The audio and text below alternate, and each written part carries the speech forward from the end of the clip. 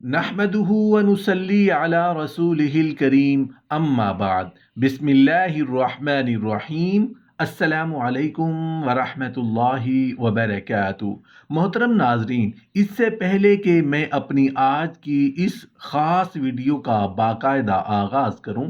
آپ کو بتا دینا چاہتا ہوں کہ آج کی یہ ویڈیو خاص ہے، اور خاص ہو بھی کیوں نہیں، کیونکہ یہ اللہ اور اس کے رسول کے پسندیدہ مہینے یعنی کہ رمضان المبارک سے متعلق جو ہے۔ ویڈیو دیکھنے کے بعد کمنٹ باکس میں ضرور لکھنا ہے کہ یا اللہ ہم سب کے اور ہمارے والدین کے گناہوں کو اپنی رحمت سے بخش دے، آمین۔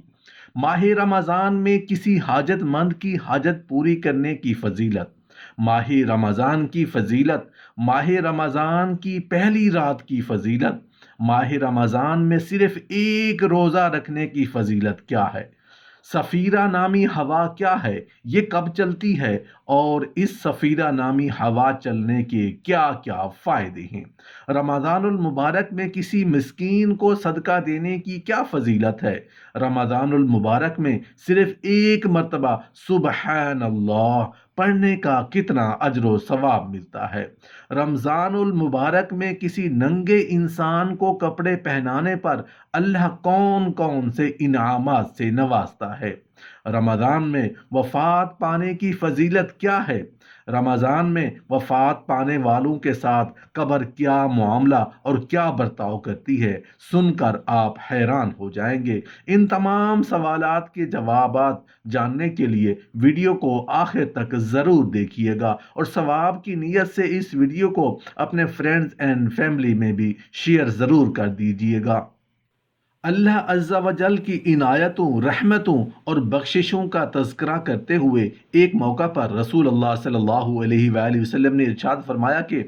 جب رمضان المبارک کی پہلی رات ہوتی ہے تو اللہ تعالیٰ اپنی مخلوق کی طرف خصوصی توجہ فرماتا ہے، اور جب اللہ تعالیٰ کسی بندے کی طرف توجہ فرماتا ہے تو اسے کبھی عذاب نہیں دیتا۔ رمضان المبارک میں ہر روز 10 لاکھ گنہگاروں کو جہنم سے آزاد فرماتا ہے، اور جب 29ویں رات ہوتی ہے تو مہینے بھر میں جتنے لوگ آزاد کیے ان کے مجموعہ کے برابر اس ایک رات میں آزاد کرتا ہے۔ پھر جب عید الفطر کی رات آتی ہے تو ملائکہ خوشی مناتے ہیں، اللہ تعالیٰ اپنے نور کی خاص تجلی فرماتا ہے، اور فرشتے عرض کرتے ہیں کہ ان کو پورا پورا اجر دیا جائے۔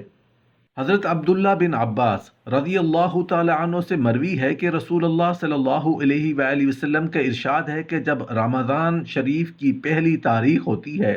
تو عرش عظیم کے نیچے سے سفیرہ نامی ہوا چلتی ہے تو جنت کے درختوں کے پتوں کو ہلا دیتی ہے۔ اس ہوا کے چلنے سے ایسی دلکش آواز آتی ہے کہ اس سے بہتر آواز کسی نے نہ سنی ہوگی۔ حوریں اللہ عز و جل کی بارگاہ میں عرض کرتی ہیں، یا اللہ ایسے بندوں میں سے ہمارے شوہر مقرر فرما۔ پس رمضان المبارک کے روزہ داروں میں سے کوئی ایسا نہیں ہوگا جس کو ان حوروں میں سے حور نہ ملے۔ ان کے واسطے سرخ یاقوت سے بنا ہوا ایک تخت ہے، ہر تخت پر 70 فرشتے اور ہر تخت کے خوان مختلف قسم کے کھانوں سے بھرے ہوئے ہیں۔ یہ سب نعمتیں روزہ داروں کے لیے ہوں گی، اور یہ ان نیکیوں کے علاوہ ہوں گی جو روزہ دار نے رمضان شریف میں کی۔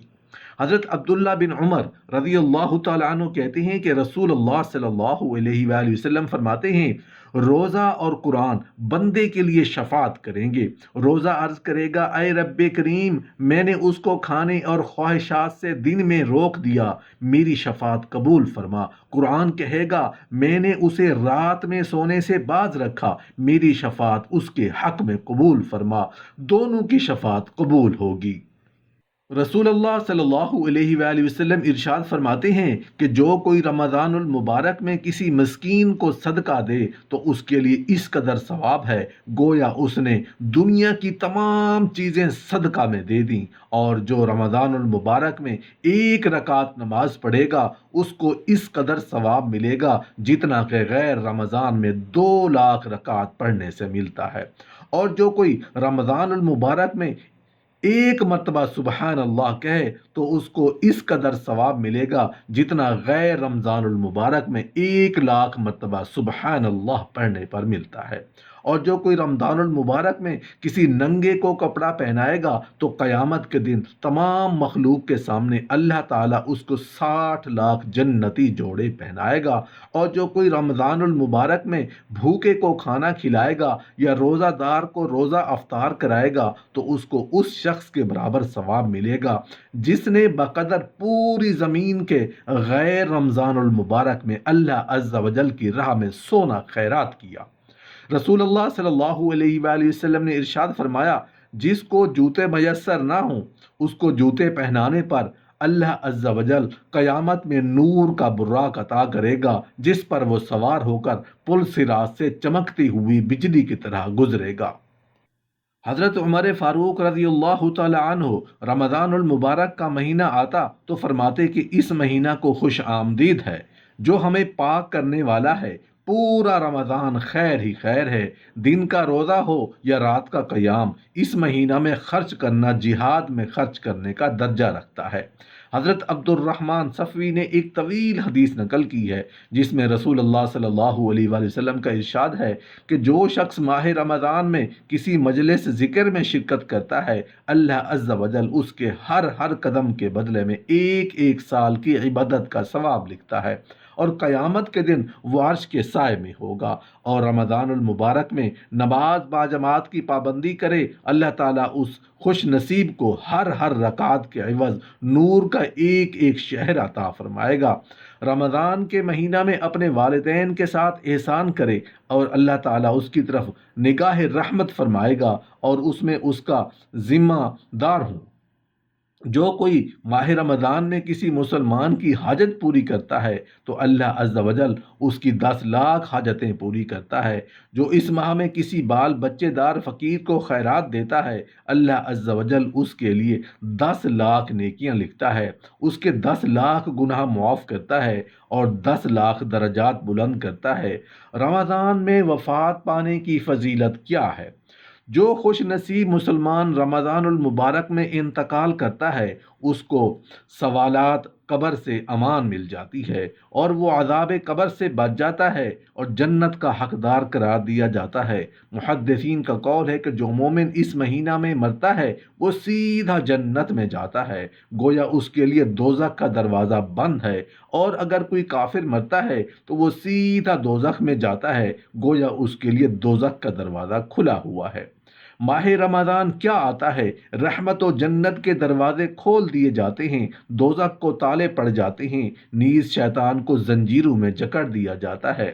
رسول اللہ صلی اللہ علیہ وآلہ وسلم نے صحابہ کو خوشخبری سناتے ہوئے فرمایا، رمضان کا مہینہ آ گیا ہے جو بہت ہی بابرکت مہینہ ہے، اللہ عز و جل نے اس کے روزے تم پر فرض کیے ہیں، اس میں جنت کے دروازے کھول دیے جاتے ہیں، جہنم کے دروازے بند کر دیے جاتے ہیں، سرکش شیاطین کو قید کر دیا جاتا ہے، اور اس میں ایک رات ہے جس کو شب قدر کہا جاتا ہے جو 1000 مہینوں سے زیادہ فضیلت رکھتی ہے۔ رمضان المبارک بڑی رحمت اور برکت والا مہینہ ہے۔ یہ وہ مہینہ ہے جس میں دوزخ سے گنہگاروں کو آزاد کیا جاتا ہے،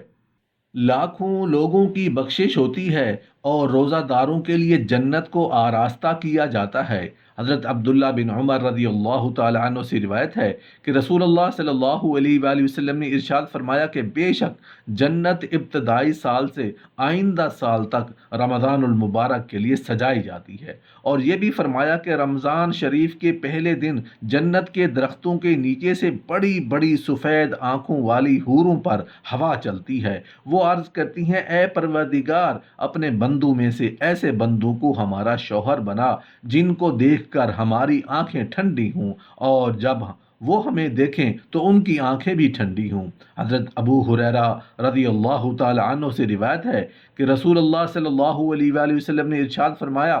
جو شخص ایمان کی وجہ سے اور ثواب حاصل کرنے کے لیے رمضان کا روزہ رکھے گا اس کے اگلے گناہ معاف کر دیے جائیں گے، اور جو ایمان کی وجہ سے ثواب کے حصول کے لیے شب قدر کا قیام کرے گا اس کے بھی اگلے گناہ معاف کر دیے جائیں گے۔ ان احادیث میں اللہ جل شانہ کے کس قدر عظیم الشان انعام و اکرام کا ذکر ہے، سبحان اللہ۔ روزانہ